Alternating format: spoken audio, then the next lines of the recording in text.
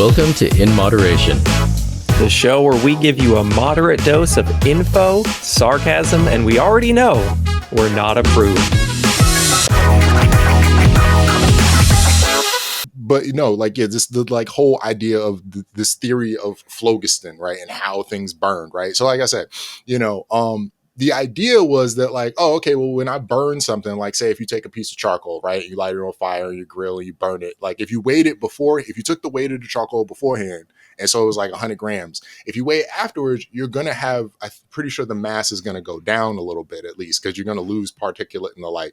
But like things tend to lose weight when you burn them, right? So where does the candle go? Right.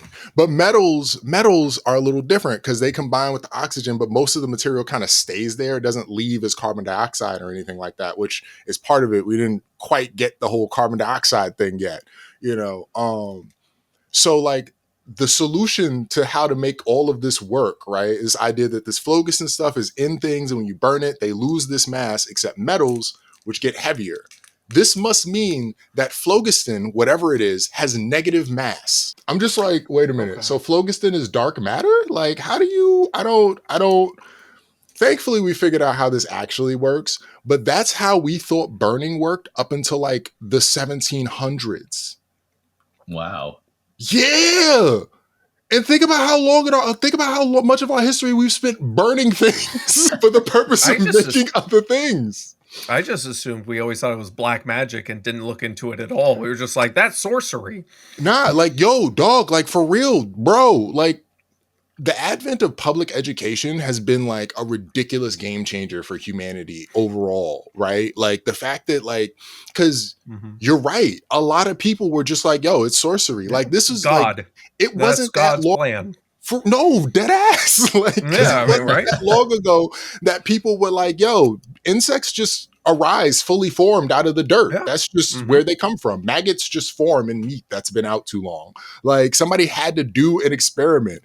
But yo, like, because now everybody's like, oh yeah, the fire triangle burning, that's how it works. And it's like, yo, no. I don't think you understand. So this was like knowledge reserved for like the monks. You know what I mean? Like this was not publicly unknown things, but it is wildly amusing to me. Just that as an example of just how much stuff we just did not know. We still don't know, but definitely just made it just stumbling through history, just dodging, and not even a good word for it. Not even dodging, just so many people just probably died from just not washing their hands, or just not knowing that you couldn't combine certain things. Cause I don't know if either of y'all saw the video I did on sulfuric acid, but we had sulfuric acid as a substance for years. And it was just people at a certain point, people were just like, yo, this stuff is great. Let's just put it on everything. It was some Frank's red hot. I'm not even joking. Sulfuric acid on everything. And I mean, we did though. We really kind of did, dog. That video was only 20 minutes long. It could have easily been an hour if I had just listed all the actual uses that we've had for sulfuric acid. I started finding other ones after I finished the video. I was like, wait, what? Just random industrial uses. What was it in I didn't mention it much, but in leather tanning, apparently dilute sulfuric acid solutions would get used for something, or with dyes. I didn't really talk about this at all, but in order to make dyes and pigments dissolve actually in the water that you're using to dye the cloth, you sometimes need to add a little acid in order to change them into a protonated salt situation. Kind of if you were to if you were to take it's the same as baking soda and vinegar soda situation, where when you mix the baking soda when you mix the vinegar into the baking soda, the vinegar loses a proton goes onto the bicarbonate from the baking soda, breaks down into carbon dioxide. But in the case of the dye, instead of the dye breaking down into carbon dioxide, it just becomes something that dissolves more easily in water. And sulfuric acid is really good at giving that proton to things. So it just got used all over the place in in dyeing fabrics. All the chemistry stuff that go into it. But the point of me bringing that up is that we didn't know what it was We didn't know that sulfuric acid was a compound of sulfur, oxygen, and hydrogen bonded in this specific way with these specific properties like pKa values and heats of enthalpy and all of that. We didn't know any of that. We just knew that if you took it and you put it, if you took it and you diluted it like 10 times and then you took some cloth and put that cloth in there, the cloth will come out bleached white. And we were like, bet, we doing that. But it's crazy to me, yo, like, because especially, you know, it's like, as I've learned this stuff and I'm like, there's a meaningful degree to which like, I want to have confidence, you know, in my knowledge and be like, nah, I know that this is how this works. And I've really come to realize that like, no, this is just like how we think it works.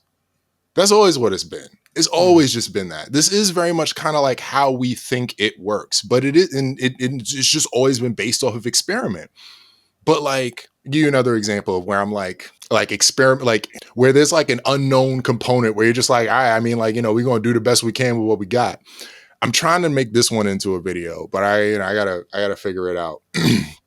There was this guy, Jan-Baptiste Van Helmont, who's kind of, I don't want to say he's important in early chemistry, but like he was a dude, you know what I mean? Who was like out here actively trying to like prove that it's not just sorcery. You feel me? Right. But like my man, so this was in like the late 1500s, early 1600s. And my man was like, yo, this was still the time when people were like fundamental elements, air, earth, water, fire. Although I think at this point they had moved on to like mercury, sulfur, and something else. I forget. Those were supposed to be like the three primary elements, which I'm just like, everything is made out of mercury, sulfur, and whew.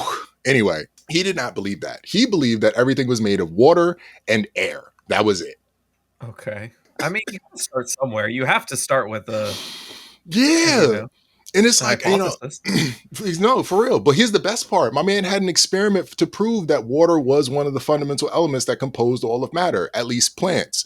And it turns out apparently the experiment was really important for plant biology. I'm not a plant biologist, so, you know, I don't know. I guess I assume it was. But the chemistry was all fucked up. So my man took a willow tree branch and he planted it in a pot that had about 200 pounds of dirt in it.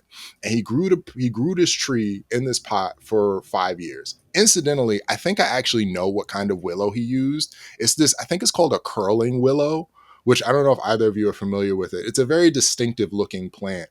But the thing that's really cool about it is that, like, I don't know why it's like this, but the branches of this plant, even if they're dried and have been dried for a long time, if you stick them in some water or some like really moist dirt, they will regenerate and just start a new tree.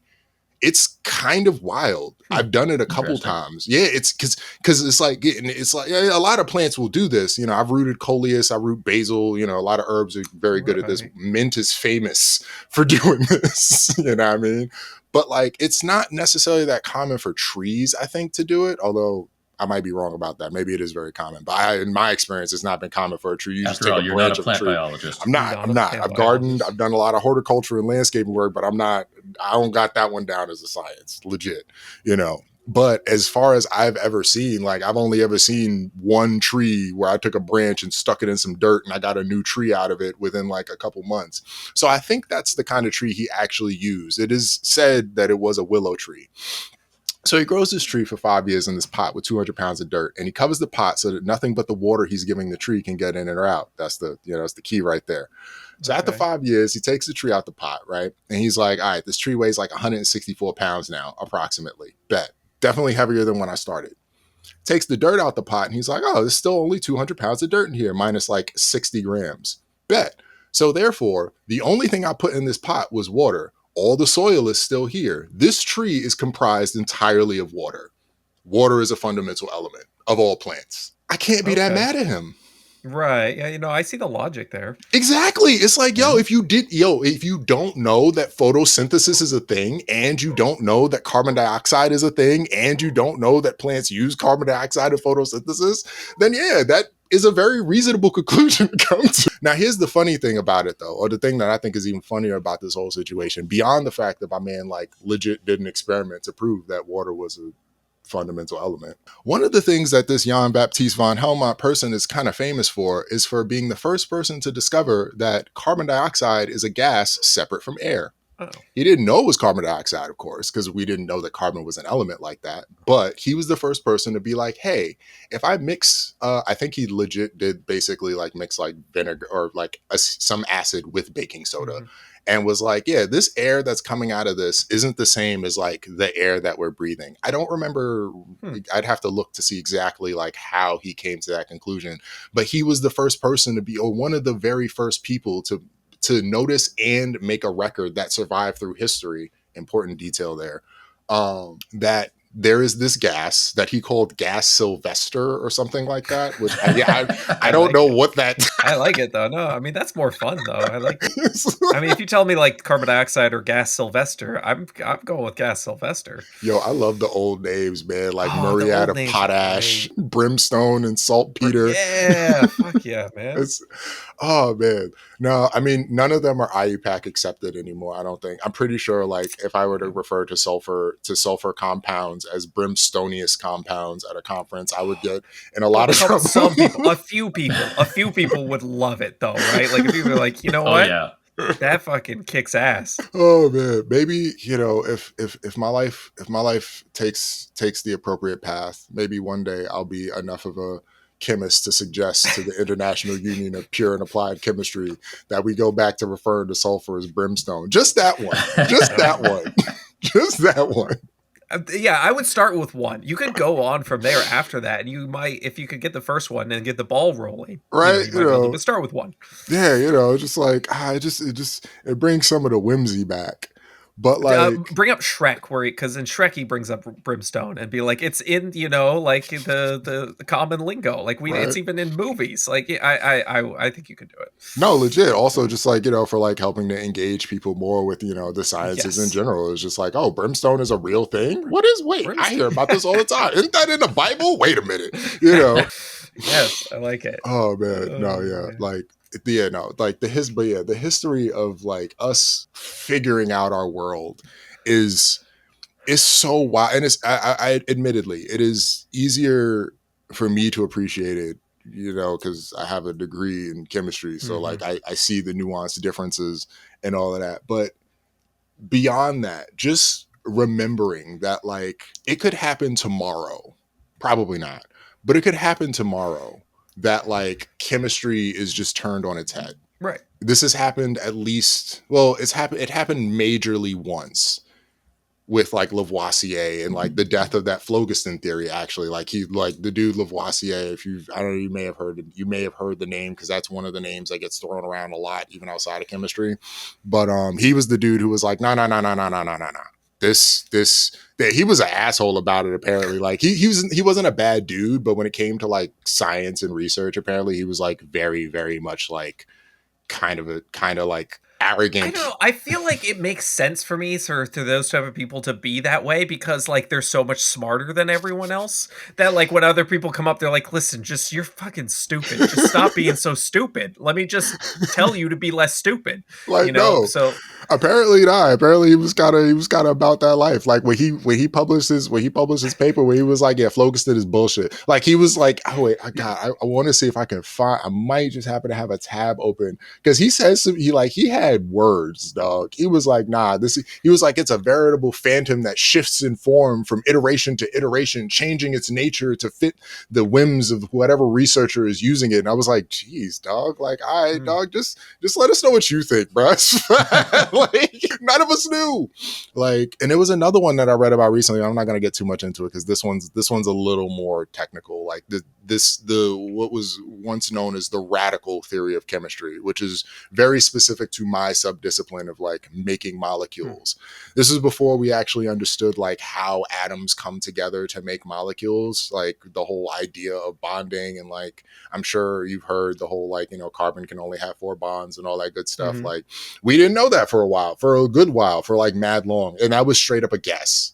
That was just straight up a guess from people being like, all right, so look, this is what we're going to like. Once we figured out that there were elements, and we figured out that we could identify those elements in some way and quantify it, the easiest way to do this frequently was just like take a bunch of whatever it is that you're trying to figure it out and like burn it, you know what I mean? And then collect all the stuff that comes off, the water, the carbon dioxide, everything that comes off, all the residues, weigh them. and then figure out how much of each of those things. So like, it's like, all right, I got this much carbon dioxide, I got this much water. Carbon dioxide is, 2/3 oxygen, 1/3 carbon. So I know that that's what this weight is. 2/3 of this weight is oxygen, 1/3 is carbon. Do the same thing with water. 2/3 is going to be hydrogen, or, as it goes. And then like you kind of add up the rest and you're like, all right, so this is the elemental composition, right? And this is the relative amount of each element to each other. You know what I mean? So it's like, all right, so, I got this much carbon dioxide. That means that there's like this many carbons and this many oxygens relative to the rest of this. And after you do all of that, then you literally just kind of got to sit down and like figure out how these can all fit together mathematically, basically. Where it's like, all right, carbon can only attach to 4 things. Bromine can only attach to 1 thing. Oxygen can attach to 2 things.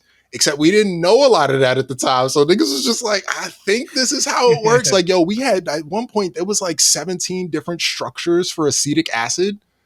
One of the simplest fucking molecules out there. Because we just, dog, like we just did not know so much shit. And yet, and fucking yet, we still made wild amounts of things. You know what I mean? Some of our early medicines, early materials, alloys and metalworking, like that in and of itself. So listen, you do an intervention and you're like, okay, did this work? No. All right, so let's not do that again. Let's try something. Did this work? Okay, it kind of worked. Okay, can we refine that? Let's try it, but with a little bit of this as well. And eventually it just kind of works and you don't know why, but as long as it works, that's all that matters. I'll never forget. I feel like, I want to say it was one of my professors in undergrad.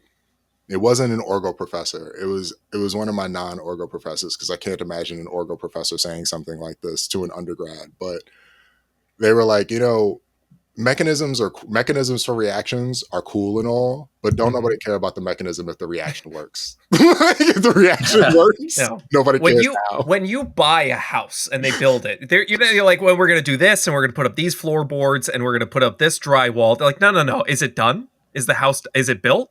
It's done.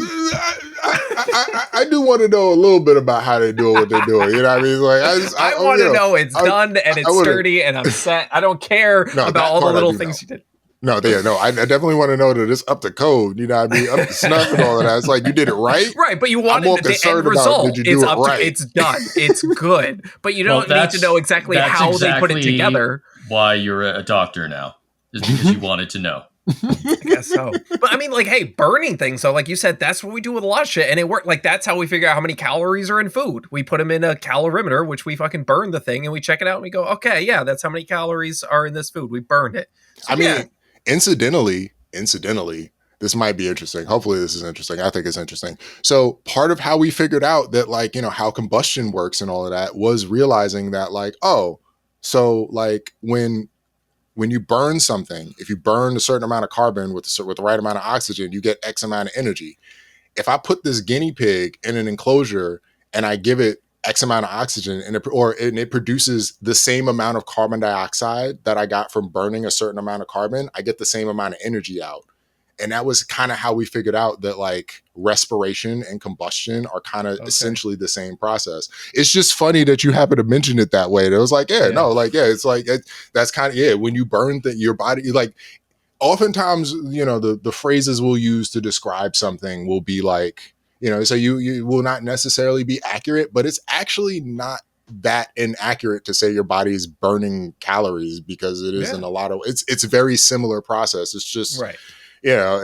But yeah, no, like, bro, like I am almost always amazed and shocked at, like, the ways in which we just, like, literally stumbled into something that worked throughout history. You know what I mean? And then somebody somewhere along was like, oh, let's see what happens if we, like, tweak this a little bit more. Like, like, I don't know if either of y'all are in anime like that. But I know I'm about to bring up Dr. Stone, right? You know that's where this is going, right? I'm along for the ride, but I don't know where it's going. Okay. Oh, wait. Are neither of you familiar with the anime Dr. Stone? I've watched a little anime, but I'm not a big anime person, I would say. So I'm actually a pretty big anime head, or at least I used to be. I haven't watched a lot lately. I'm trying to get back on it. What do you call it? But you're only on episode 806 of One Piece. No, actually, and I might get some flack for this, but I really don't like One Piece personally. I don't know what it is. A It's lot just of not for people don't. me. It's just not for I got me. really into Death Note. That was the Death only Note was anime pretty that I alright. got really into. I was like, I love the theory. I love just the idea behind this. This is interesting. Have either of you watched Full Metal Alchemist Brotherhood? Yes. I hear that's really good, but I haven't watched it. You watch it. Watch it. Mm. It's good. It's good. I promise. I promise you. I promise you. It's really good. It's one of the few animes that I've like watched through from beginning to end more than Okay. like 3 times. What do you call it? But just to be clear, watch Full Metal Alchemist Brotherhood. That's Right. the I one you hear. No, want. I know there's a. I've heard Yeah, there's a that's the difference one you between want. those two. But no, so Dr. Stone is this anime that recently came out, although I'm sure the manga is rather old as mangas tend to be. But it's about, without giving too many spoilers, it's essentially like a post world kind of ending event sort of situation where like humanity's kind of reverted back to the Stone Age, if you will, for reasons that I'm not going to like get into because I don't want to spoil it for anybody who might be listening that hasn't watched it. But there's a character, Dr. Stone, who's like this, like, wild, like if you ever saw Dexter's Lab, as like he's that kind of character, like Mandark from that shit from that show. He's like, he's super chemistry genius, has all of chemistry memorized essentially, which I'm like, He's Rick no, from Rick but and Morty. Like, as excuse me, kind of, but only with chemistry. Like Okay. only with, and I guess in physics too, because and also biology, because at some point they all kind of become the same science. But I digress. The show is all about him, like with the help of like some other survivors from this event, like basically reestablishing technology within the world. And so like the first episode is him like, discovering, or one of the first episodes is him like discovering the ability to like reverse this thing that's happened and all of that, what I mean, to one of his friends. Uh and like it's just like the whole thing is like chemistry. It's just like the chemistry of how I can do this and how I can now that I'm thinking about it, I'm like I can't really talk about it too much without giving like just go watch it. Yeah, it's if you're into chemistry, if you think chemistry and science are interesting, and in particular if you find it interesting to think about how we got to the point that we have gotten to technologically, at the very least, it's a very interesting and good anime to watch. Thus far, I've only come across one thing that they did that I'm like, this isn't accurate, but or not even that it's not accurate, it's a bit of a stretch. But they literally like they kind of cover it in the name that they give it in the show. So I'm like, all right, well, I'll let it slide then. Like, they kind of admit within the show, just like writing that like this is very unlikely to happen, but no, I mostly became aware of Dr. Stone because after I posted that video on sulfuric acid, apparently that's like a huge part of like the plot of one part of the show is him being like, all right, well, I need to get us some sulfuric acid. And so like I've been thinking about doing a thing where I just like pick out certain specific scenes and aspects from the show and just be like, yeah, so I'm just going to explain like how this is actually legit. Nah, they didn't hand wave this one. This is real science.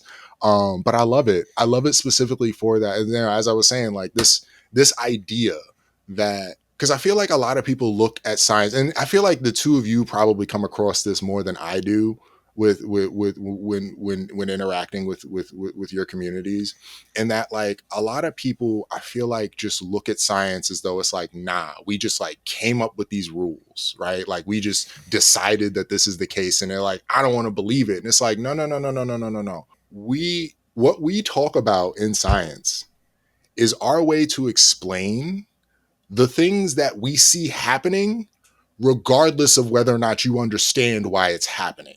You know what I mean? Like that's what science is. It's not us being like this is this and this is this and this is this necessarily. It is more a matter of things are happening in our world around us, and we want to know why those things happen the way they do. But I don't think that enough people quite get that like we had to develop this understanding over time. It's not like one of my favorite things about reading about these old theories of chemistry that are wrong is that a lot of the greats, the like big celebrity names or whatever in chemistry, believed them. You know what I mean? Like they were straight wrong. They were just straight up wrong, but they were the giants at the time. You know what I mean? Like, what's his name? This dude, I think Liebig, Justus von Liebig, one of the he came after Lavoisier, but he's also like a very big name chemist. He was a proponent for this this other theory called the radical theory of chemistry, which is it's kind of like that Phlogiston one where like it's almost right, it's very close to being right, but like it's missing certain key elements that you couldn't know without us having a better understanding of the world to begin with. You know what I mean? And that's where I go back to what I was saying earlier, where it's like, you know, I feel like a lot of people don't get that this has been a process. It continues to be a process. But I don't even just mean like, I also mean people who practice science is like, this is all a process. We are actively learning this, but most of what we've learned at this point and figured out at this point is accurate based on the fact that it's reproducible. And that's the key. Right. That's really what it is. It's like, yo, it doesn't, it's like when people say facts don't care about your feelings. It's like, it's not that facts don't care about your feelings. It's that things are going to happen whether or not you understand or know why they're happening. And that is a fact. The sun is going to rise. It doesn't matter how you feel or what you think about how the sun rising. It's going to rise. That's going to happen. So understanding why it happens also kind of helps to understand other things potentially, but ultimately it's going to happen regardless of whether or not you understand it. You know, I think it's more people just have like a distrust in science. I think that it's less that they think people just came up with this willy-nilly. It's more they think there is an entity or something that is controlling it and giving us information for some reason, whatever that person thinks, like big right? pharma, lol, big pharma, whatever you can name it, all sorts of different things. I think that's kind of, I believe that that's maybe a better way to say what I think I'm getting at is that the mistrust, or I feel my feelings say, accurate though they may not be, that a large portion of that mistrust is born out of like the capitalist for-profit nature of research. Also that has a lot to do, that has so much to do with it for sure. But also kind of to your point, right? Like people are like, oh, well, you're just like handing down these edicts from on high telling us that this is how we have to think and this is what we have to do and this is what we have to believe. And I do imagine that at least there are some people within the populace who are skeptical in part because they just don't understand how those rules get developed.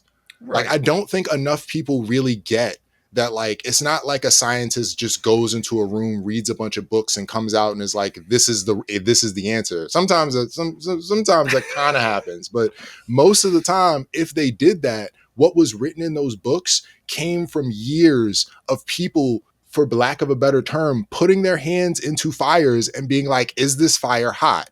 How hot is this fire? Can I make the fire less hot? Can I make my hand more able to withstand the fire? You know what I mean? People actively like poking at things. Like you said, just like, does this work? No. Does this work? No. Does this work? It kind of worked. Okay, let's try doing that, but let's change this one thing. That didn't work. Let's change the next thing. Change the next thing. Oh, we got it. You know what I mean? We don't know why it works, but it works. Hey, look, this fungus, we grew this fungus, and now like it helps us with, well, they didn't even know bacteria. There's just like, it helps people make people less sick. There we go. Oh yeah. We'll name it penicillin. Perfect. Doesn't matter if we know how it works. It just saves lives. Yo, aspirin. Yeah. That's a wild one. That's kind of a wild one. Like, so straight up, like we didn't actually figure out how, like the full picture of how and why aspirin has so broad an effect on the body in terms of like health and wellness or whatever as a medication until like the 70s. We've been selling it as like a drug since like since the turn of the 1900s, but it wasn't until the 1970s. People have been using it for longer than that because it comes from what? Which tree? Wait, no. So real quick, because I don't want to spoil anything. No. You're fine.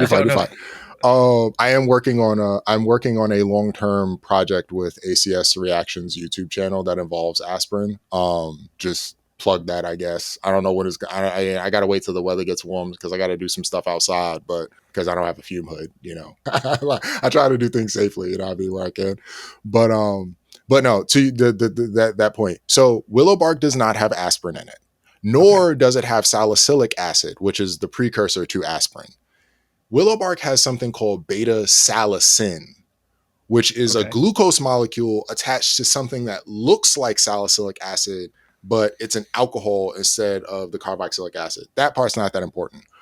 What is more important is that, yes, willow bark does still have those medicinal properties. It will still act very similarly to aspirin if you were to make a tea of it and drink it. This is how we figured out that we cared about the bark in the first place. Incidentally, the reason why the I forget the name of the he was like a pastor or something that like first figured it out, but like he tasted the bark from a willow tree and was like, oh man, this is really bitter. Wait, the bark from that quinine tree in South America is also, or I guess it wasn't South America at that point, but like, the bark from that quinine tree that we found that like, cures malaria is also bitter. So maybe I can get the same compound from this willow bark. Again, entirely fucking wrong, like completely incorrect. That's so many things taste bitter. Like most plants taste bitter, dog. What are you doing? But my man was like, let me make a tea of this willow bark and give it to the people of my parish to see if it helps. And he was his account of making tea of this willow bark to treat, I think, like 50 of his parishioners from like for fever was one of the first, if not the first, accounts that like, yeah, willow bark is medicinally useful. We should investigate willow bark for its medicinal uses. Like because my man was wrong. He was wrong that it had quinine in it, but he just happened to be lucky that it had this other completely different molecule in it that happens to be medicinal. But yeah, like you said, that happens all the time where they're like, what it's if I most just try of this it. thing? Yeah. It's not. It's honestly, it's most of it. Like there's a lot of things that we just basically figured out by accident. Like conducting polymers, for example, that's a popular story from like relatively recently. I forget exactly when this happened, but the long and short of it is that like the graduate student who was working in the research lab where these just real quick, conducting polymers. Sorry, I just probably defined that. So you got molecules that are like single molecules. They got maybe like 10, 20, 30 atoms in them or whatever. And then you got things like plastics, which are made of long chains of molecules, right? Polymers. These don't usually conduct electricity. One of the holy grails of chemistry and like new materials has been making like really good quality conducting polymers, essentially plastic that can conduct electricity. This is something we have not really been able to do super well just yet, but developments have been made. One of the first developments that was made in this field, though, was when a graduate student who was working in a lab misunderstood what he was told to do in a reaction and added like 100 to 1,000 times more of the catalyst he was supposed to use in a reaction. And that's quite a significant difference there. So what you're saying is people should start doing that to see if we can come up with new things. Well, honestly, dude, I don't know if you knew this, but like sticky notes were invented by a dude in his house. Heard the sticky notes thing. Yeah, like there's not an insignificant amount of stuff. You're talking about creating things by accident. I wanted to bring up the one thing I saw a video of yours that I'm like, I want to talk about because it's near and dear to my heart.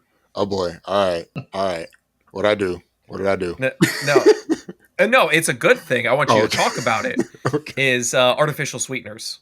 Talking about discovering things by accident. Yeah, no, I cringe every. How did because I knew this story. I heard the story vaguely. I knew the story vaguely before I saw your video, but it was kind of interesting, like listening to the process. How the guy that was it saccharin was the first like artificial sweetener. I think this was like a long time ago. Yeah, saccharin was one of the earliest ones. But how did that? What's his name? I forget his name. But how did he, come about discovering this artificial sweetener? I mean, like.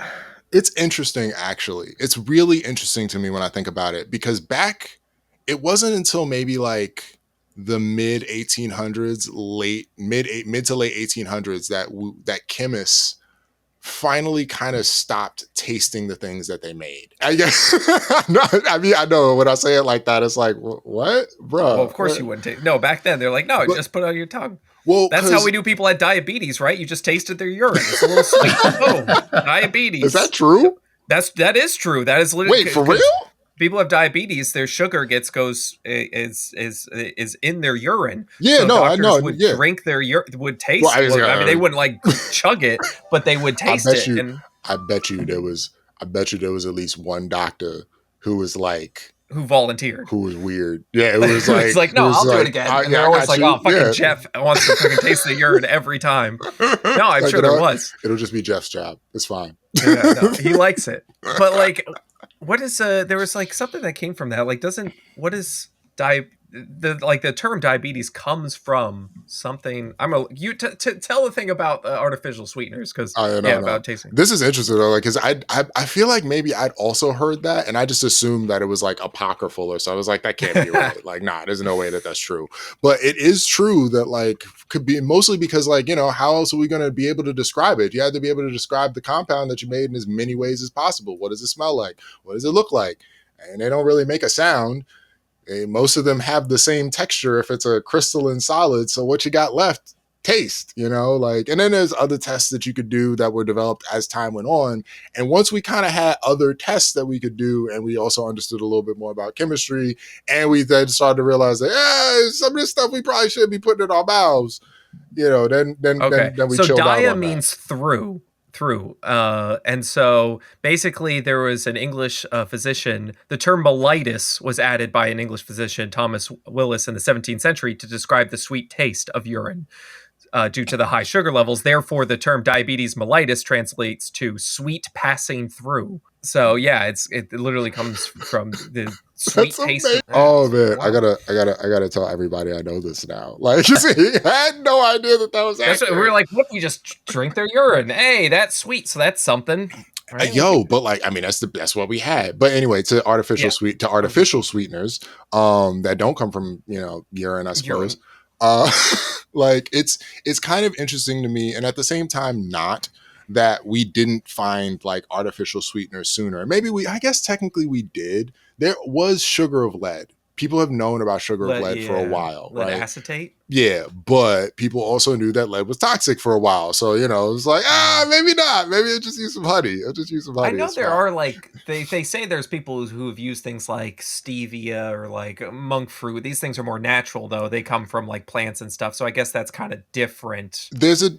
So I didn't talk about those kinds of sweeteners in that short video. And if I were to make a longer one, if I mentioned them, I would make a distinction just for my own like mind, because those, like, when I think about artificial sweeteners, I'm thinking about like molecules that were intentionally synthesized in a lab, that were found to have a sweet taste. Right. That doesn't necessarily now, and I don't know now. Just to be clear as nuanced as I can, I don't want to suggest or assume that saccharin, sucralose, aspartame, or any of these other cyclamate, any of them don't occur in nature. But our first brush with them as compounds was when somebody made them in a lab. So that's kind of my, because like stevia is a thing, monk's fruit is a thing, what I mean? Like, are those artificial sweeteners at that point? Are they just 0-calorie sweeteners at that point? And there's also arguments to suggest that these sweeteners aren't necessarily 0 calorie so much as they are 0 calorie at the levels that we would normally be ingesting. They're just so much sweeter, so you use a little bit of them. Yeah, exactly. Just to give the nuance, to give the little details and all of that. I feel like at least for some people that helps. But no, it surprises me that we didn't find any sooner from like lab experiments, because it wasn't uncommon for people to be like, I made this new thing, let's see what it tastes like. Oh, okay, so fortunate, I guess, that the first one we found, saccharin, was like right around the end of people being like, it's cool to just like eat what you made, like, what I mean, you made it in the lab, no biggie. But my man went in though. Apparently, wasn't he working with like coal tar or something like that? Like it's like coal tar derivative. It's basically like it's like it's kind of the equivalent of. It's not exactly the same as crude oil, but it's a very similar sort of situation. It's just like a dense mixture of hydrocarbon compounds with and few. Some of them have like, some of them have like sulfurs in them, and some of them have nitrogens in them. Like you can get aniline from coal tar and things like that. But yeah, it's just like a mixture of like, there's a lot of benzene in there probably too, like, stuff that you probably don't actually want to be ingesting. So my man's like, he makes this thing, and like, first and foremost, as far as I understand, he didn't actually taste it when he made it. He just like had some on his hands when he went to eat his lunch, which I'm like, yeah, I'm pretty sure his wife called him to like dinner or something, and he was just like rushing. He's like, all right, I'm still working with this coal tar. I got to do this quick. And I think he was eating bread or something, and his hands were kind of sweet. He's like, yo, why is this bread so sweet? My hands, let me go. Yeah. Here's the thing though. Here's my thing. I want to know how many things he had to taste before he figured out which one it was. Yeah. Oh, God. Go back up there. He's just like licking his whole lab. Yeah, I'm just like, so I mean, I'd like to imagine that my man like took a pipette, dipped it into each thing, and I'm like, all right, no. But I'm really there's also hoping the part of me spit it out afterwards, just kind of taste it, like, oh, gross. Or if he's like actually just swallowed it, because that's just like problematic. Oh man, and I think about it, I'm just like, yeah, there's definitely a couple things I imagine he probably tastes like he definitely, if he tasted the aniline, he'd have been like, no. It wasn't that. That burns. Oh man, but like, it's just like, I mean, the dedication, I suppose, it's like, I wonder to what extent in his head he was like, I can make money off this, or he was just like fascinated by the idea. But I genuinely like, I just the idea of me having to go into like my graduate school lab, right? Like my fume hood where I worked as a grad student, and being like, yeah, there was something in here that was that could probably be an artificial sweet, or had a sweet taste, and I got to figure out what it was. And I have to taste things to figure it out. I don't know, fam. We might not have those artificial sweeteners if it was me. It's straight up and down, especially because I don't like the way most of them taste. But like beyond that, like even if I did like them, I'd have been like, no. But then we never would have had diet soda. And that's why I don't drink diet soda. No, I'm I being very selfish there. I need Coke Zero. I need my Coke Zero. No, I feel you. I know. I just like it's kind of funny to me in that way that like had I been like how subjective it is. Like there are some chemists I imagine that like had like the dude who figured out aspartame, right? Like or the dude who figured out cyclamate, which we don't use anymore because I think that one actually like gave rats bladder cancer, and they were like, yeah, maybe not. But like he figured that one out because my man went out to have a cigarette while in the lab, and again didn't wash his hands. It was like, why is this cigarette so sweet? What's going on here? And I don't know what the story behind that one is, but like I'm just like, how did you? Because that was like the early mid 1900s, like 1930s, 40s or so, I think. So like, I don't actually know. I have trouble calling to mind what techniques there would have been at the time to try and like identify the various things that he had made. But even today, if we want to make like artificial sweeteners, like I think neotame was one of the first ones that was made without somebody having to like taste things. Huh. Because at this point we understand enough about like what structures of types of molecules will tend to give you something that's going to have a sweet response on the tongue. And incidentally, neotame is aspartame just with like an extra little like bit of carbon attached to it, basically. So it kind of tracks. But as far as I understand, the way they did that one was pretty slick actually. So they effectively did like they basically made an artificial tongue. They took a bunch of what are called like well plates, which are essentially what they sound like, a little plastic tray that has a bunch of little holes in it, referred to little like bowls or cups in it, referred to as wells. And each of these wells is filled with, I might have the details of this a little off. Definitely feel free to double check this. But effectively, in each of these wells, they had different enzymes that would respond to certain molecules, and based off of their response to known sweeteners, they use that to then test out like a bunch of different molecules to see if they would get a similar response.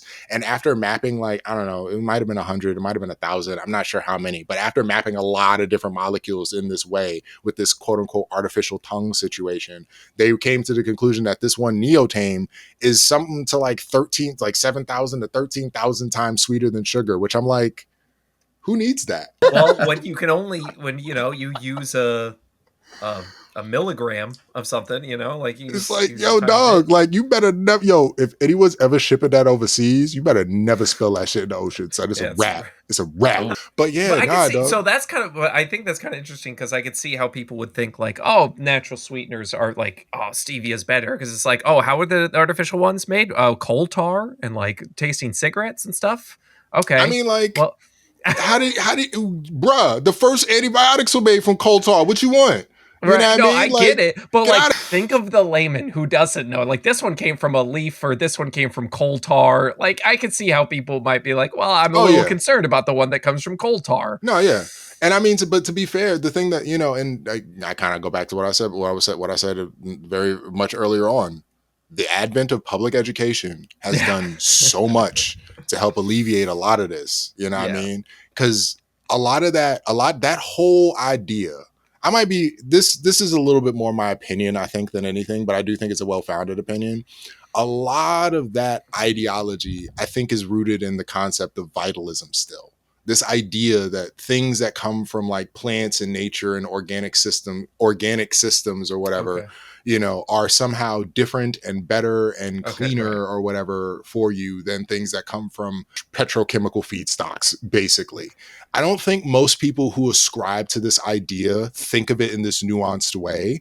I think most of them think of it more in the way that you just described, Liam, where it's like, well, it comes from a plant. I Yeah. eat fresh vegetables. Therefore, things that come from plants are probably better because I can't eat rocks. Except you can. I was about to say. Yo, what do you think table salt is, dog? Yeah. It's a rock. It's just a tiny, tiny rock that dissolves in your mouth. Like, but I get it. I do get it. People are like, it comes from gasoline. Can't drink gasoline. But Right, a lot it comes of from that petroleum. That's what we see here a lot with like, food dyes or whatever. It's like it's derived from petroleum. And that's like I as a chemist will scream to the ether that that's perfectly fine. There's nothing wrong with but there is nuance, of course, to every discussion. That is to say that there are things you would derive from plants that can have all kinds of other things left over in them, depending upon how good of a job you did extracting the stuff from the plant and also what you used, Similarly, there are processes that you can use to make something from petrochemical feedstocks that is going to be much cleaner, much safer, and much easier than if you were to try to get it from plants. You know what I mean? Aspirin is a perfect example of this, actually. A big part of why we moved away from using willow bark tea was in part because somebody isolated salicylic acid and recognized that, as I said, that salicin, that beta salicin is like essentially salicylic acid precursor attached to a sugar molecule. So if you think about that, and this is kind of, if you think about that, only half of this molecule is the actual medicine. The other half is literal sugar. So when you take it, but if you can separate that sugar bit, right, and you just get the what's called salicyl alcohol, and you turn it into salicylic acid, which just happens in your body. But if you have just the pure salicylic acid, now all of that is the medicine. You know what I mean? It's not this. So that helped a lot. But like the other thing that helped with developing aspirin as like a medication that could be widely administered around the world was the fact that we figured out a way to make it from, guess what? Coal tar. Like dead ass. I actually did a little short video about it where I made a slight mistake with the directions that I pushed some arrows. Most of the mechanism is accurate, but I accidentally drew arrows going in the wrong direction. It still haunts me. Yeah, for real. I kind of feel bad about that. My point. The reaction is called the Colby-Schmidt carboxylation. You take this stuff called phenol and you heat it in the presence of a base and some carbon dioxide. And when you do this, a reaction takes place wherein the carbon dioxide attaches to the phenol ring, and that gives you salicylic acid. You know what I mean? Like, and you can make so much more of it in this way than you can if you were to try and harvest the necessary amount of willow bark. I can tell you for a fact, I have tried to extract up to 500 grams of willow bark at this point and have yet to been able to get a single gram of beta salicin. Like, if you drink it as a tea, it'll work because you don't necessarily need that high a level of it in your body for it to do something. But if you want to actually isolate it and then try to use it to do things, and it also it's like people are like, oh, get it from plants. It's like, yo, what plants? What plants? We ain't got them. And I feel like you We kind ain't of run got into enough plants. other issues. Like, have you ever, looked into the whole, like, Belgium harvesting rubber trees in the Congo and, Africa and stuff, Yeah, like like all it's that's like, not no, so great. A lot of, a lot that's of not shit goes real sustainable. bad. Yeah, That's, sorry. yeah. Like I shouldn't say what plants. Like that is not nuanced of me. But that is the point I'm making. It's like, yo, okay, so you want to get this all from like green natural plant sources, that's fine. Where are we going to grow all those plants? Yeah, and who's Where are going we to gonna harvest them, those and plants? what kind of slave labor might go into You know what I mean? that? Like, yo, and like we can make a whole lot more from whatever this other thing we have in a lab. Oh no, it's in a lab now. It's terrible. yeah, it's like, yeah. and but again, like I said, I think a lot of that really just has to do with the fact that like people have this understandable knee-jerk idea. It's like, well, I eat plants, I don't eat gasoline, Yeah. therefore things that come from plants are probably more likely to be better for me than things that come Yeah. from gasoline. But that incorrect understanding is very much still rooted in, I think, vitalism, this idea that there's something better about living systems that's different from the things that come from non-living systems. And there's an argument to be made for the fact that like the whole planet is a living system, so really this is a meaningless distinction. I personally don't think that we as humans are separate from nature in that way. I don't like capitalism, but capitalism has become part of the nature of humanity. You know what I mean? Just like slavery was part of the nature of humanity, just like great bouts of pro-social and and altruistic behavior are also parts of the nature of humanity. I digress. A lot of people don't get that like there isn't actually a difference. Like the water in our bodies is water that's been on this planet likely for billions of years. There is a good chance that there's a water molecule in your body that was dinosaur pee at some point, at least one. Probably. There's a good chance that there's some carbon atoms in your body that were once part of like pterodactyl poop. I shit you not. Pun fully intended. Like, but like, but people don't. And even if you tell somebody something like that without an appropriate amount of like prior knowledge and like developed understanding and drawing the full line, that still doesn't quite get the point across, drive the point home. Stop mixing my metaphors. It doesn't quite drive the point home, in the way that if you understand, if you've learned it, if you've had the privilege or the ability to learn it, you know what I mean? Like, then a lot of these things just stop being scary because you understand that there is actually no difference between like vitamin B that was made in a lab. Or what's the one that most people are like afraid out of? It's B12, right? That's the one that everybody's like. Yes. B12? Cyanocobalamin, right? Cyanocobalamin. Which is like, yo, like I don't understand. Well, not that I don't understand. Like I get where it comes from. Like you said, people are like, we made it in a lab, it's different. We got to do things differently. And that's not untrue. If you do make things synthetically, you do have to do it in such a way, or at least you should endeavor to do it in such a way that the process doesn't end up leaving behind a bunch of gross, fucked up, toxic shit that you're not actually supposed to be ingesting, right? Like, you got to purify it, right? Yeah. And it's like, I don't know why, like, and this is where like that fear of big pharma, I think really, really is able to take hold, because people don't understand that that's a whole process. This, like, it's not just that like somebody goes into a room and like poops in a cup and is like, here's your medicine.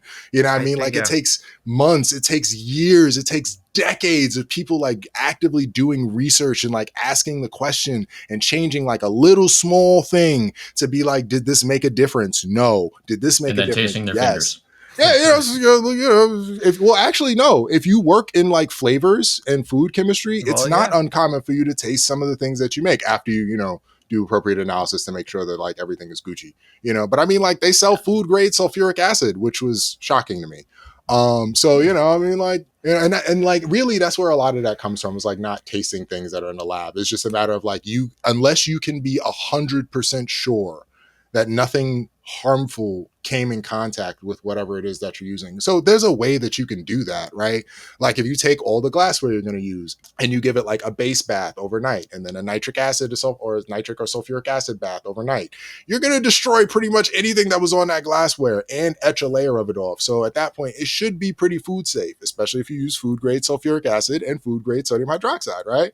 And then you just make sure you use all food grade materials. At that point, you can be relatively confident that these materials were prepared in such a way that they are free of things that are free of contaminants that are going to be particularly harmful to people, right? And you can even go a little further if you want. The solids, you can try to recrystallize them to get them a little cleaner. The liquids, you can distill them to get them a little cleaner. If you're feeling real froggy, you can do some chromatography if you really want to. I don't recommend it. Nobody should do chromatography at home. It's a pain. But not unless you got one of them auto columns. But like you can do these things. But people just hear what they hear, and without having that broader understanding that can come from publicly available educational resources, you know what I mean? They jump to these conclusions that our brains are designed to jump to make our lives easier to live, right? But I mean, therein lies kind of the problem, is that like people are able to jump to these incorrect conclusions because there isn't enough access to information regarding this stuff, and we don't prioritize teaching it.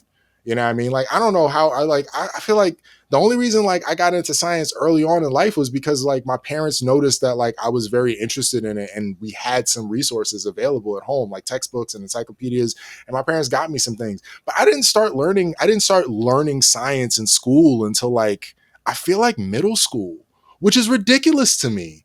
Why would you wait that long? The best time to introduce somebody to science is when they're young, when their brains are flexible, when they can still participate in magical thinking and they can still look at the world in abstract ways and see those crazy connections. You know what I mean? Like one of the things I hate is when people is like, oh, I hate from my childhood a little bit. I don't say I hate, but I severely dislike in hindsight. When I would ask my parents sometimes why something happened, they would give me some kind of like fanciful, like, you know, like I remember asking like, why does it rain when the sun's out sometimes? And I think my mom's is the one who was like, oh, it's because God's going bowling or something like that. Right. In hindsight, I hate that. I don't hate a lot of things, but I really kind of hated that now in hindsight, because that primes me to think that things don't have mechanistic explanations. That primes me to think that the world is this magical, chaotic place that cannot be understood. And that's incorrect. We don't necessarily know all the rules, but we've spent literal thousands of years and people's lives in some cases tweezing out some of these rules, clawing this truth from the ether for the benefit of everybody, right? Fundamentally. And it pains me that we wait so long to start teaching this stuff to people, when in a lot of ways, advances in technology are a big part of just how humanity as a species was able to advance. Advances in nautical technology and astrology, allowing us to navigate and travel the world. Granted, not necessarily to the greatest of ends, but, you know, at least people got around, I guess, you know. But you know, like things like that, advances in medicine, allowing for people to finally realize that no, it's not the dirty other people over there that are causing the sickness. It is the fact that there are these microorganisms that we can just take medicines to stop, or just wash our hands. You know what I mean? Like advances in fertilizers, allowing us to grow enough food that we don't necessarily need to have wars over food anymore. You know what I mean? Like advances in our understanding of like just the physical world around us, allowing us to figure out how to make water clean and potable. You know what I mean? Like then people don't have to fight wars over water. Child mortality goes down. You know what I mean? Like all of this really came from the fact, or not all of it, but a lot of it really is rooted in the fact that we learned something. You know what I mean? Somebody went out and was like, yo, wait a minute. There's this fire over here. Is it hot? Is it really hot? Let's go see. Let's go. Put my hand in there. Oh, okay. All right, word. Nah, it's hot. But this is how it's hot, and this is why it's hot, and this is how we can use it. You know what I mean? Like that's it. It shocks me because I feel like that's just like written all over history. You know, it doesn't shock me because we exist in a capitalist world, and there are reasons why this would be the way it would be, right? Like, let me be fair.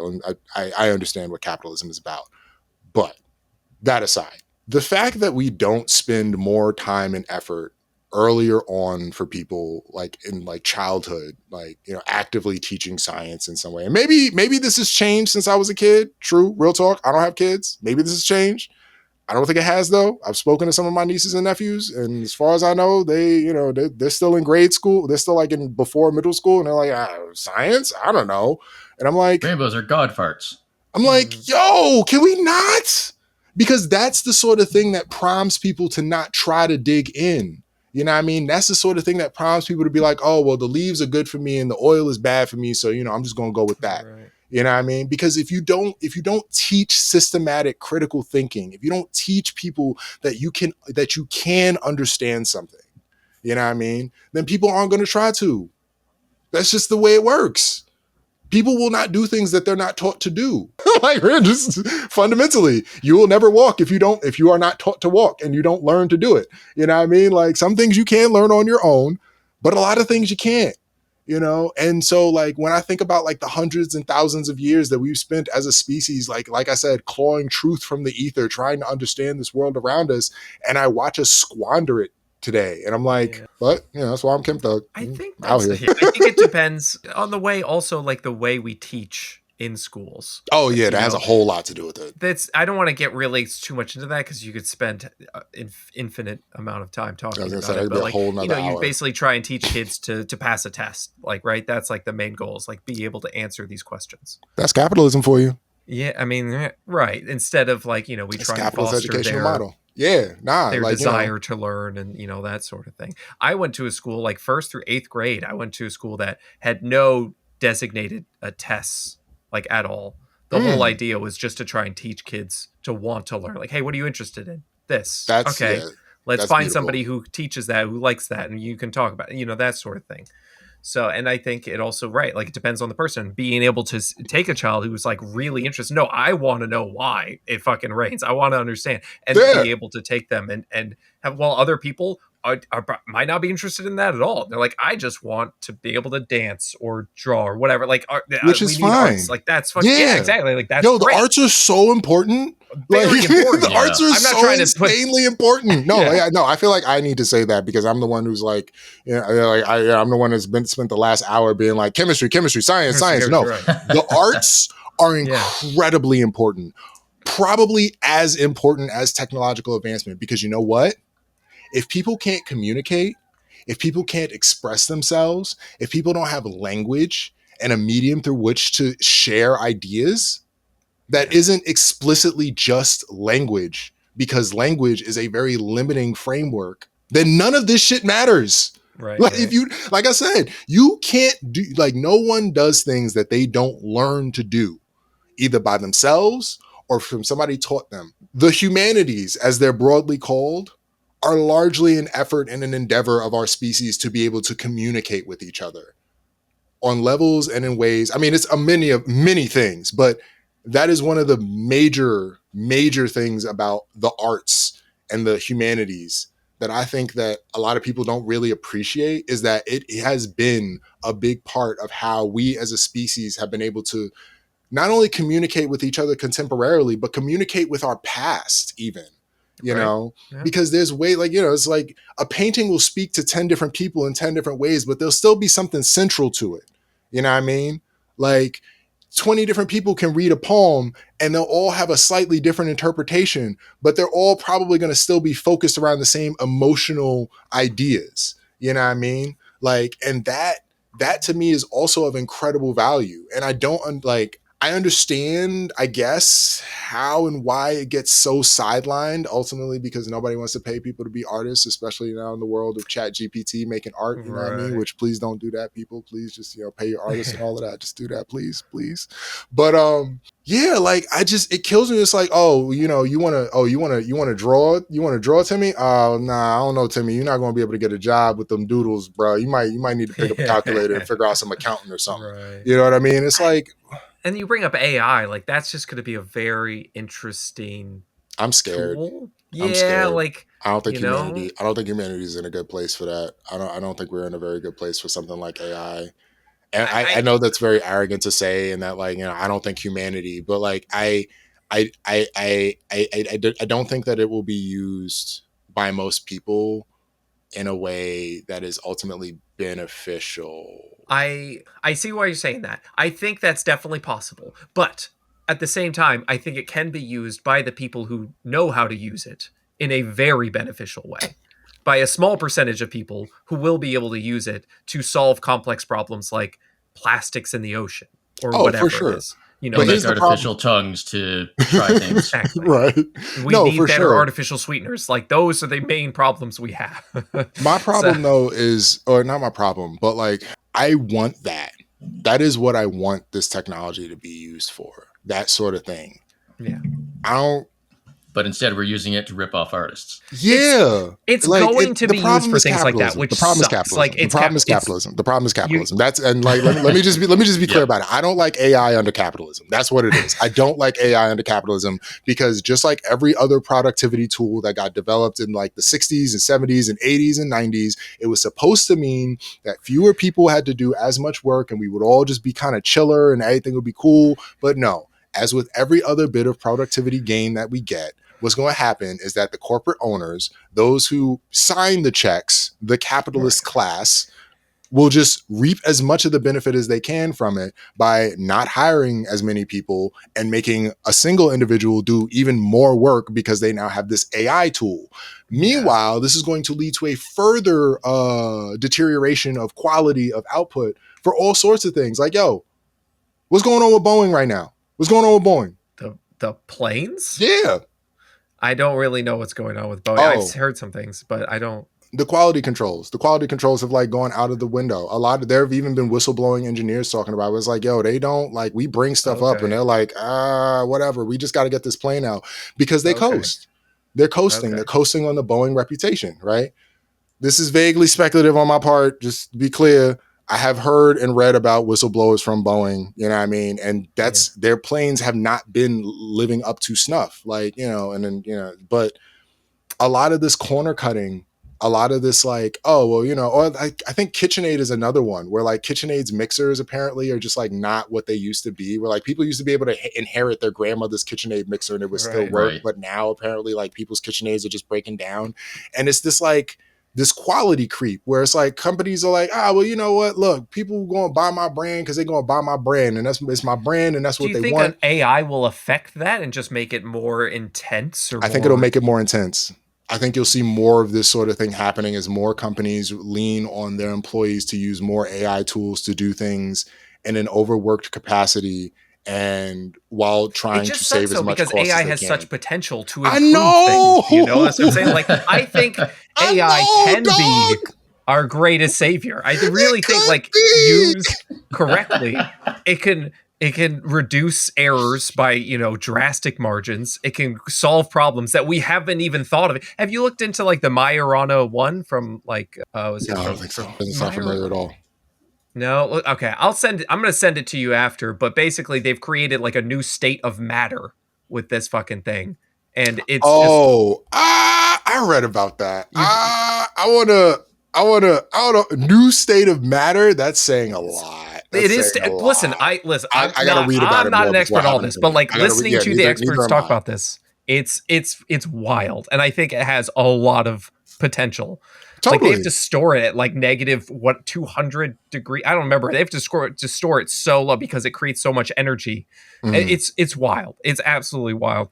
And like, you know, like here's like company X develops Y wonder drug that can save, you know, literally 90% of the population from a disease that nobody knew existed. What's going to happen to that drug? Right. The 10% of the population that doesn't have the disease is going to be able to get it because they have the money. Right.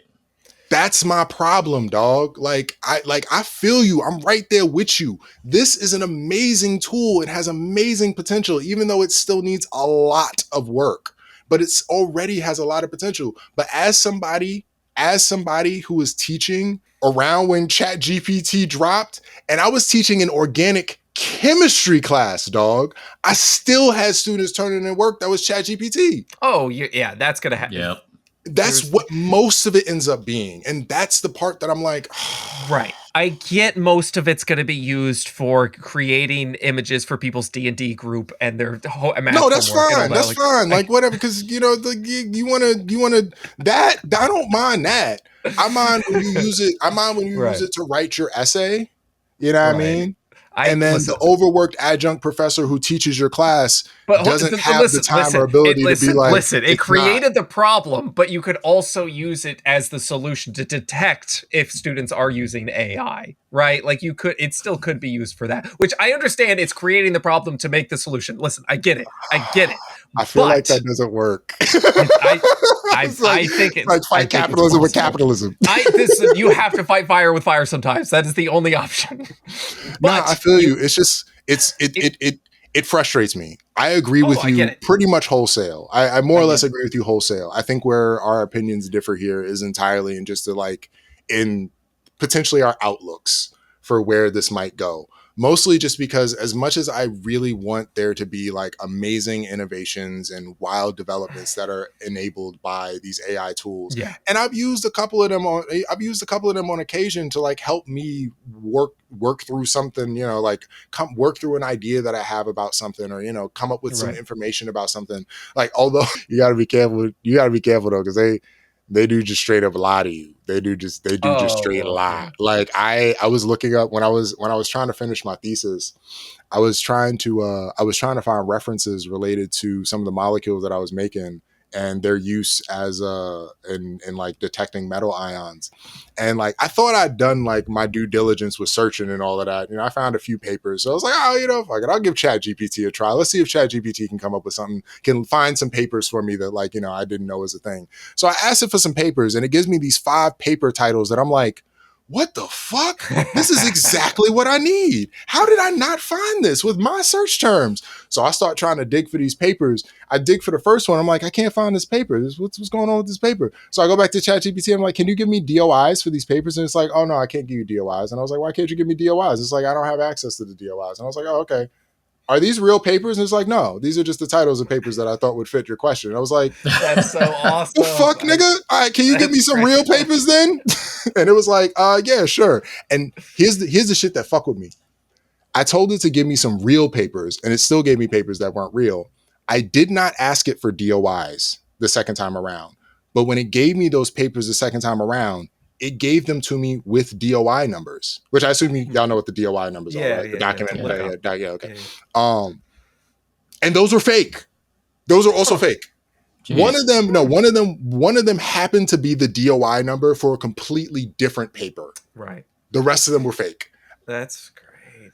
So, you know, there's a lot. One, I feel like most people are, you know, people say like, you know, humanity's attention span is like going down the toilet. I think most people have just become obsessed with destinations rather than the journeys that get them there. You know what I mean? Trying to sound as deep as I can when I say that. But also like AI's created for shortcuts. Like it's supposed to be, that's my problem. We have gotten to like shortcuts are fine sometimes, but the value of most things, like the value of raw materials is in A, what they can be used for, and B, the labor needed to extract them from the earth, right? That's the Karl Marx idea of value. And that first one might not actually even be in there. It's mostly just like the value of like, how hard is it to get this stuff? You know what I mean? Like the value of things largely, or in my mind at least, should arise from what it took to get it, right? So if you consider that the journey, right, getting the thing, and then the thing that you got is the destination, I feel like a lot of people at this point are like, I don't care about the journey. I don't want the journey. I don't need the journey. I just need the destination. But without that journey, those destinations are meaningless in most cases. If you don't stick your hand in the fire and you read that fire is hot, you don't have a reference for what hot is. To that degree, sure, you know the fire is hot, and you know to some degree that you probably shouldn't touch it, but you don't necessarily know how hot. You don't know the nuances of the hot, and that matters. That matters for things like like we were saying, going back to it, it was like, oh, well, if it comes from plants, it's good. If it comes from oil, it's bad. It's like, no. There's a ton of fucking nuance in that, bro. But if you don't care about the journey, all you care about is the destination, you're going to miss all that shit. And the destination becomes way less useful and way less meaningful. But You know what I mean? the thing is, like, AI is just a giant flamethrower, right? That just throws shit out there. But for some things, like, that could be good. Creating shortcuts, like when we created, before we fucking sew shit, and then we have sewing machines, and then we have these giant fucking factories that can pump shit out that would take, a 10,000 people working every day, and they do it in a minute. That creates more stuff, more downtime for humans, which I think is a good thing. And AI can do that in other ways. Sure, but what do you end up doing with that downtime? If you even get the down, first of all, even if you get the downtime, let's be clear, because that kind of goes back to what I was saying before about like how productivity, how gains in productivity technology oftentimes end up just hurting the working class more. You know what I mean? But like, you're not wrong. I absolutely don't mind the fact that like I can just go to a store and buy a shirt if I need a new shirt. And I don't have to like, contract with somebody nearby who makes shirts and have them like take my measurements and make a shirt 12 in the right weeks. size for me. Yeah, but it might be a nicer shirt. Honestly, I probably keep it longer. And frankly, I'd probably just do things differently at that point. And I don't necessarily know that has to be like they're like you're not wrong. It is nice that like you can have this centralized manufacturing location where you no longer need 20 people to do a thing. In fact, I was on my way back from the grocery store earlier and I was watching this dude use a forklift to take these like large steel tubes off of a flatbread truck and bring them into their warehouse. And I was thinking to myself, I was like, man, that forklift is great. You got one person doing the job of like maybe like 7 to 10 people. But then I thought about, I was like, but what about those other 9 people who need jobs now? You know what I mean? Like that's like, and also, how many shirts do you really need? You know what I mean? Like, yes, we have a factory that can pump out 1 million shirts in a week. Great. Do we need 1 million shirts? You know what I mean? Like, sure, cool. I don't need 100 people making clothes anymore. But like, I also don't need all of these clothes that are being made now. And that's like one of the things. Part of the reason we need the 1 million shirts being made is because they're lower quality, so they don't last as long. Yeah, but as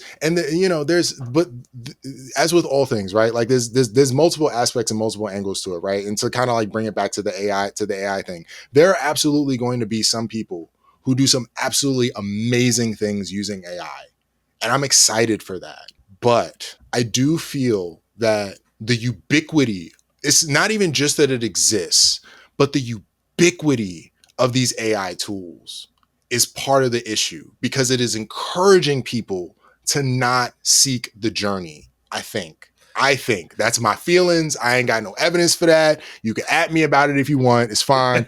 I think that tools like these, like ChatGPT, you know what I mean, do a lot to encourage people to not do things the quote unquote hard way. Sometimes it is worth it to do things the hard way, even just a little bit, every once in a while, just to remind yourself of why the shortcut is valuable in the first place. You know what I mean? I think but also I think people said that when Google came around, right? Like people were like, what? Now kids aren't going to the library and looking it up. Well, the shit's all on Google now, so I can just look it up and I can find it. Yeah. So like in the same sense, ChatGPT can take it and make it even more accessible and more, it's if it's accurate. If it's not lying to you, sure. But peep it, dog. You're not wrong. I got like 3 tabs open right now to like various organic chemistry resources because I teach I do an online office hour with Chegg on Thursdays. And I still got this Orgo textbook open right here behind me because I still go to the book. Because at the end of the day, it's just using Google as an example, the people who rely entirely on Google, a lot of them don't know how to reference things properly. And so they'll put the wrong thing into Google. There's also that, you know what I mean? I admit I'm not necessarily I've never been amazing at using Google, and that like I have to sit there for a while and like use a whole bunch of different search terms, which maybe that's just the way you're supposed to. I don't know. I feel like that's the way you're supposed to. It just takes a while to find whatever it is you're looking for, depending on how the task you're doing. But it still has more information out there. Yes, some of Oh, it's for going to be sure. wrong on Google, on ChatGPT. Some of it's going to be wrong. Well, so I think there's also a slight difference, I think, with regard to Google. Now that I think about it, and maybe I'm wrong about this. Maybe I just thought just occurred to me, but like because I can only have so many books, right? Excuse me.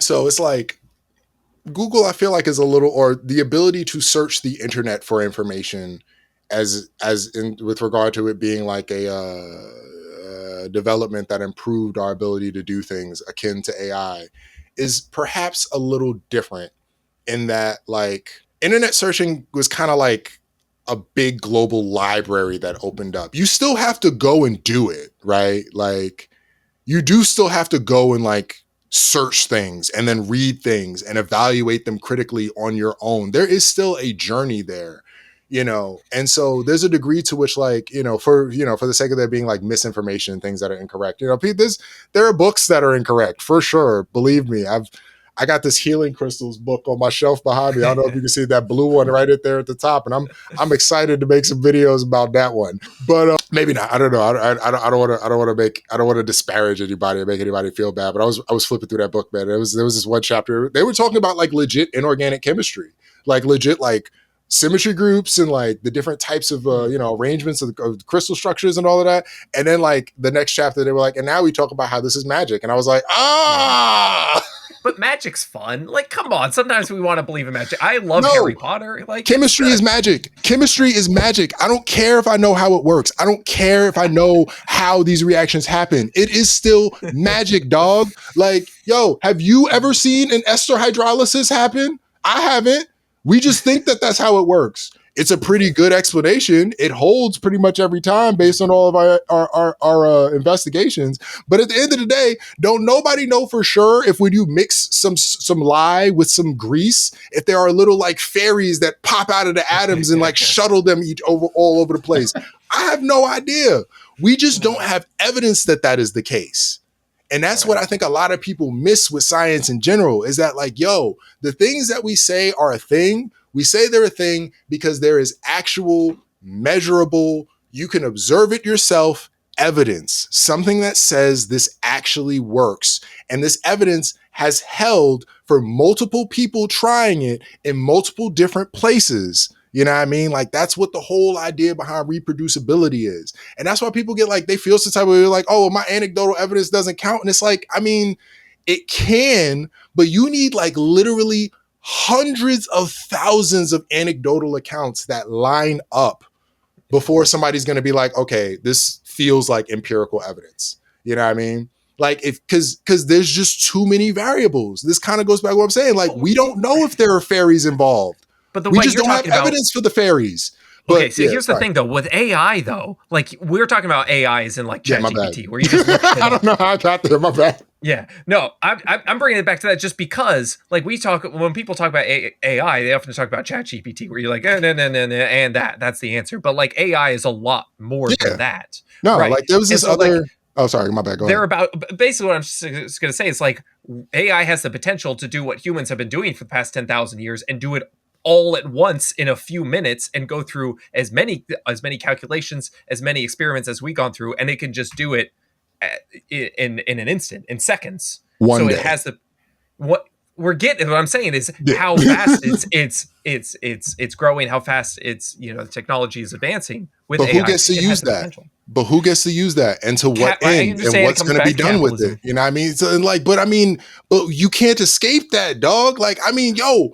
But we can't escape that no matter what, so we might as well have something else. No, hold on. Well, hold on. Wait, you know what? Wait, let me pull that back. I don't want to get any of us in trouble, but we can't escape capitalism. We can just theoretically. It's in theory it's possible, but this is where we're at. And so like we have to work within the confines of what we have, and at least with AI we have the potential to cure diseases, to solve problems, and like will the benefits from that go to the rich? Like, but wait, hold on.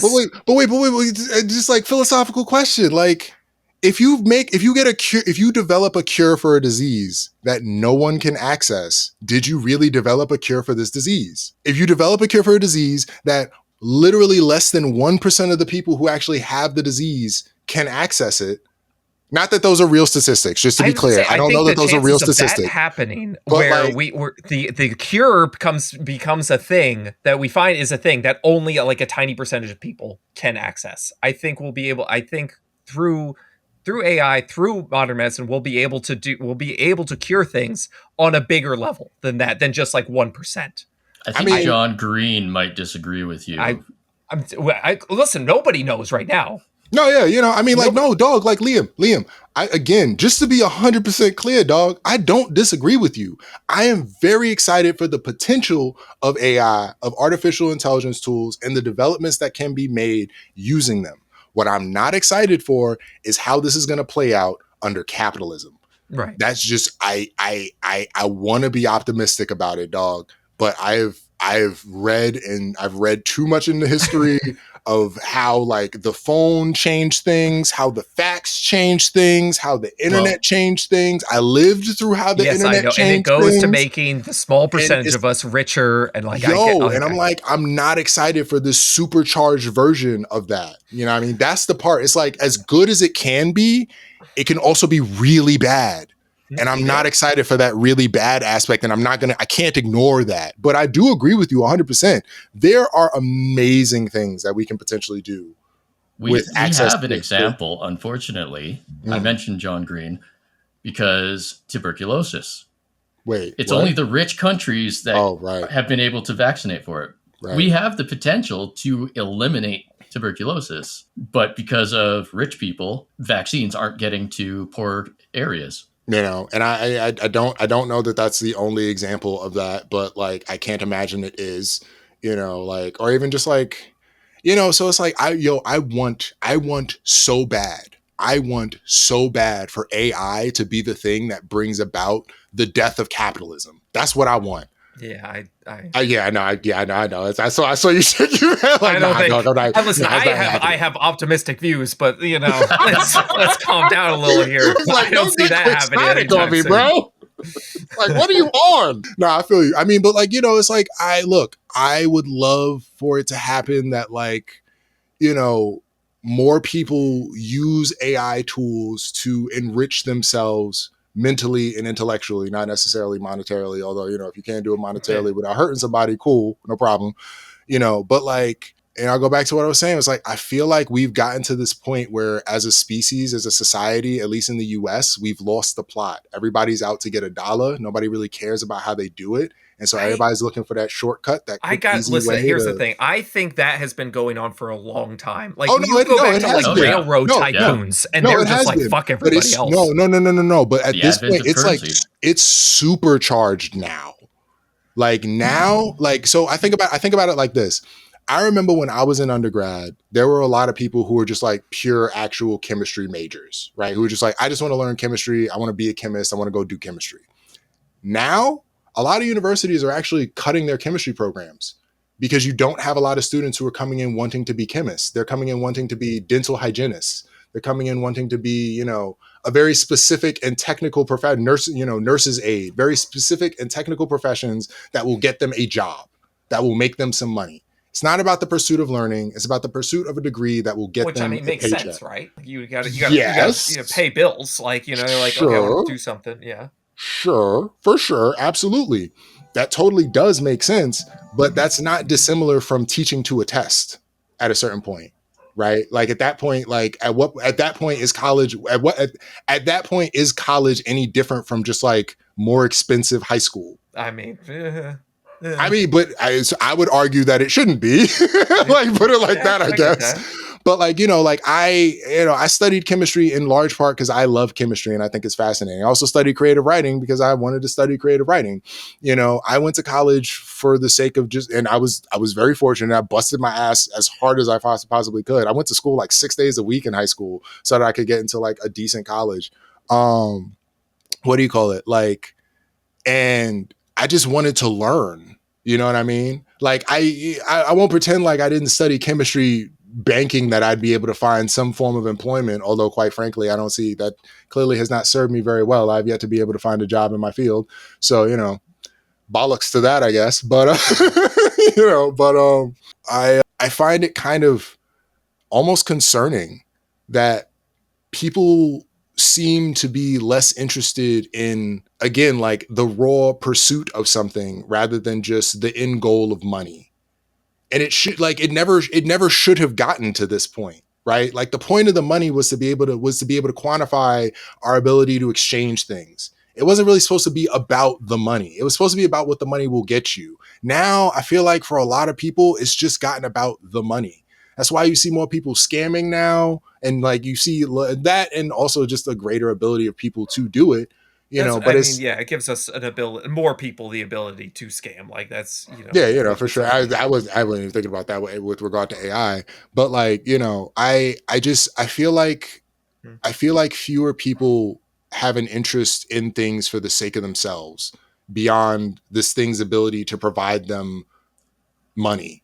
You know what I mean? And unfortunately, the people that do, particularly in the arts, have trouble finding money because it's like, well, I'm not trying to just do anything out here. You generally don't go to college for philosophy because you think you're going to make it big and get rich and all that shit. But people should go to college for philosophy and they should be able to. I got a fucking quote by Socrates tattooed on my body. Like, I love philosophy. It's great. But like, it doesn't really pay the bills very well. But it should. You know what I mean? Like that, or do we need to rethink the bills?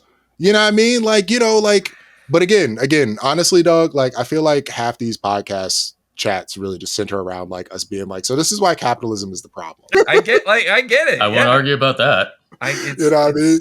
Because it's like, half of this is me just in some weird way kind of playing devil's advocate. Because I ain't going front, Liam. I feel very similar to you about like, there's so many crazy wild things that we could potentially do with these new AI tools. So even just like, hold up. Because consider this, right? Like with that relatively recent breakthrough in like the potential for quantum computing, that completely changes the game for what we could potentially do with AI tools. Because one of the big issues with AI tools right now is like the heat generated and like, the greenhouse. Right. That's the thing I was talking about Majorana 1. It's like quantum computers. Yeah. It's exactly. So it's like, we'll see. Quantum computers, I don't know. They may still, I don't know. I don't know enough to know how like legitimately possible it is to make a quantum computer. I've heard arguments from both sides saying that like it's just like it defies the laws of physics and you can't do it, and other sides being like, we just haven't figured it out yet. But assuming that we get there, dog, like there's an insane there's like a ridiculous future that we could live in that is akin to Star Trek almost. You know what I mean? But like we won't get there if we can't move past capitalism. I get it. We just won't. We won't, dog. I just want to bring it down to like a base thing here. Listen, would you? If you ask me, would I rather be a poor person now or a rich person in the year 1200? I'd rather be a poor person now with the technology that we have. I'd rather at least. Wait. I think it depends. I think it depends on where you are in the world. What? But no, I mean, like, no. I'm not going to die. Hopefully, less likely to die of like, a random disease or just some bacteria I picked up. I have access to many things. I'm definitely being facetious. There is no world where I will make an argument that the quality of life for the average person on this planet has improved since we made the switch from like feudalism and monarchies to a more capitalist framework. Rich people used to keep pineapples on their tables because it was so expensive to get. They'd be like, look at this pineapple. And everyone was like, what the fuck? Mind's blown. What is that? Right? And now you pull up a pineapple dancing on ChatGPT if you want to. Like, it doesn't matter. Like, so I think technology, does improve lives. It fucks us in a lot of ways. Does. No. Technology improves lives. Not understanding that technology, how we got to it, why it improves the life, and what things were like before it is part of the problem. And when you have a system like capitalism or any other system that's mostly focused on like the results, the destination, and making as little journey as possible because that costs money, then you start to run into that problem. You know what I mean? Then you start to run into the problem of like, well, now the technology, right? Because the results are what get you further, right? So you need the results. So capitalism does push these things, like it does push people to invent more and to create things so that they can enrich themselves, so they can make money, so that they can make more money than everybody else. That's an interesting discussion. That's actually hold on. You stumbled into a little bit of a can of worms there, dog. Because that's actually one of those. That's one of those things that gets debated somewhat fiercely. Yeah. The idea that capitalism actually pushes innovation in its early days, for sure, when we were first kind of working out this system and industrialization was kind of first happening, and there was still a lot of wild west and open commons and lots of resources available. Sure.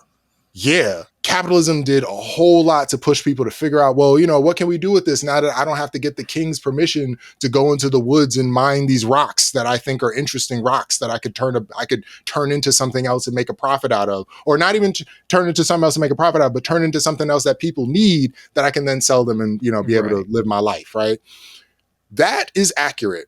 That's not what happens anymore, though. What happens now is that, and to kind of go back to the pharmaceutical company example, is that a company will, rather than really develop a new medication, will just use interesting chemistry synthesis tricks to extend their patent. You know what I mean? Right. Like, and just make more money that way. Or, you know what I mean? Like considering how much, like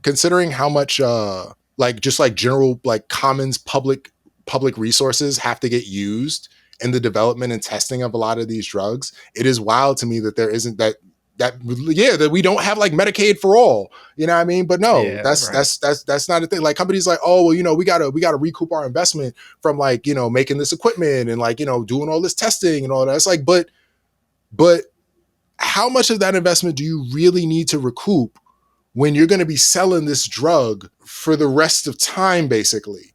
You know what I mean? It's like, yo, how much money has Bayer made off aspirin? How much money did Bayer make off heroin before they were like, maybe not. Yeah. You know what I mean? Like, but that's what I'm saying. Like, without money, do you think so? You say you eliminate capitalism. Do you think there's just as much of a drive to invent and create and dude, what do you Can I say that most of the stuff that I've created, I learned music, guitar, stuff like that. That wasn't for profit. I learned modding, writing game mods and stuff. That wasn't for profit. All these other things.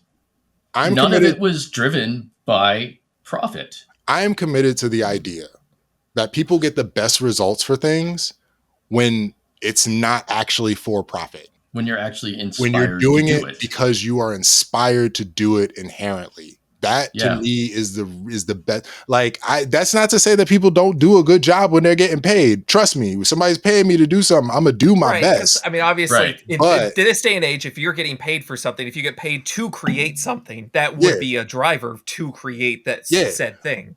But to your question regarding like would people still innovate? I mean, like people invented, like there was all of the history of humanity before. No, there would still be innovation. No. I'm not saying we'd all be like, fuck it, we're going down to the local bar. No, because there would still be problems that need to be solved.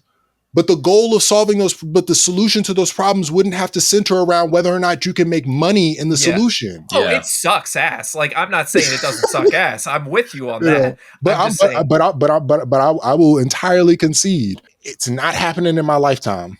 I've given up. I don't think we will hopefully with this administration in the US at least, we will be a little bit more humbled and maybe we will figure it the fuck out if we survive this. But capitalism is going to be here until probably well after I'm dead. But I would like to hope that sometime in the next 30 years of my life, there is a broader global shift towards a less capitalist framework of social organization. I don't know what it's going to be called. I don't know. I don't want to throw out any words that might trigger somebody. It sounds nice. I like the idea. I love the idea. I just want us to start moving away. I just want us to stop commodifying so many things. I want us to Canada, we have a bill for universal basic income that's been floating around for a year or two now. And it hasn't been shot down, but it also hasn't passed. And I am hoping that, within my lifetime, that will pass because that gives people who want to look into art, look into just doing their passions. Universal basic income is a really interesting one. Like, I've looked into that before, where they've tried it in some places and had maybe some success, some less success. Like, it's a very interesting idea, and I don't think anyone truly knows how it would go on a broad scale. It's very, I feel like it is very socially and societally dependent. And that was the same word. It's very societally dependent, right? Like, in some places you can probably do something like that and it'll work out. Some places, like, I don't know how well that will work in the US. I know it would. No, let me pull that back. I know for a fact that in the US, it would ameliorate the situations of a lot of people in a meaningful way. However, on average, it probably wouldn't do that much, just because in the US, at least, companies are allowed to just charge whatever the fuck they want for shit, including basic needs, including basic goods that everybody needs, because price controls are communism or whatever, even though that's, not true, but, whatever. The US government has absolutely put price controls on goods in the past for a good reason, and it was more or less fine. But like, to be perfectly honest, and I got to be careful when I say things like this, and I lose my anti-capitalist card when I say things like this. There are aspects of a capitalist exchange model that are not terrible. Right, that's basically where I'm at. The problem is when you commodify the basic needs for existence. Yeah. If housing were not commodified, if medicine were not commodified, if food and water were not commodified, and maybe like some clothing stuff weren't commodified, I know for a fact I would have significantly fewer issues with the concept of capitalism. Commodify yacht trips. That's fine. Commodify space flight. No, actually, no. Don't commodify space flight. That's the whole other. Don't commodify that one. No. Don't do that. Some luxuries. I mean, you can have some luxury commodity situations. You know what I mean? But like housing, nah. Everybody gets a house roughly the same size. You know what I mean, or whatever. Or you get a house that you need. You know what I mean? You get a house that's roughly the size you need for the family you got. I don't know what the rules would be. We can figure it out if we really wanted to. But I do guarantee you that is not happening in your lifetime. Oh hell no! What? I feel quite confident. No matter how much AI takes off, it will enrich the rich. And I would love to, if either of you know how true this is, because I feel like I looked into this years ago and I don't remember now. I just kind of remember the headline. So, just full context for that. But my understanding has been for a while that there are enough vacant properties in at least most major cities to house those who are homeless in those cities, or at least like if you took the average. Like I don't know how true that is, or that the cost to house every homeless person in the US at like a basic level is less than the cost of imprisoning all the people that we have imprisoned in the US or something like that. Like, I feel like I've heard that that's true. But part of the reason why you'll never see that is because people are inculcated into this hyper individualistic idea that is the heart of capitalism. This idea that it's about me. Everybody else is out to get me, and I got to make sure I get mine and fuck everybody else. You know what I mean? And like that, you only way you move away from that, I think Lenin was the one who said, it's like, you need a generation, really two would be better. But you need like a generation of children who are all raised to not believe that, to not think that way, actually. And then having that reinforced throughout their early childhood. You know what I mean? Or at least when it's not reinforced, having it made very clear and plain that this is bad and we don't like to do this and we don't want to do this. But we don't do that. We have ads. We do put the focus on the individual, right? Like the whole pull yourself up by your bootstraps, even though that's created from a thing that's impossible. Literally impossible. That was literally how it started. Pull yourself up by your bootstraps was something people said when you couldn't do something because it's literally impossible. Now they say it as a real thing, which is kind of shitty. But like, hey, it's the world we live in. It's where we got to. It's how and we got here how we got here, and that's this is where we're at. But like I am very, like I said, I'm right there with you, Liam, and also Rob. Like I do think that there's a whole lot of really amazing things that can come out of AI tools and their use by people who have a solid appreciation and ability to take advantage of like the nuanced controls and things that you can do with it. But I'm not excited. Gonna be used for mostly. I get it. Yeah, and I'm just not excited for the way that this sort of thing tends to play out in our society as it is. What's and I'm the famous quote? The future is here. It's just not evenly distributed. I've heard that one. I forget who said that. I've not heard that, but I like that. That's pretty good. Yeah, no, I gotta look up who said that. That's a great one because, yeah.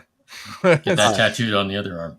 Yeah, I mean, I'm gonna be covered in quotes by the end of it. I already got 2. I got 2 tattoos, and both of them have quotes. So it's. I've been wanting to get a tattoo here on this part of my arm that just says, "Is your ego?" Oh, sorry, I've been wanting to get a tattoo at this part of just the inside of my arm that just says, "Is your ego at stake?" I remember I was helping a friend move in college once with his pops, and me and my friend kind of we were trying to figure out how we were going to get this couch into the apartment. And so he wanted to do it one way. And I was like, nah, I really think we need to do it this way.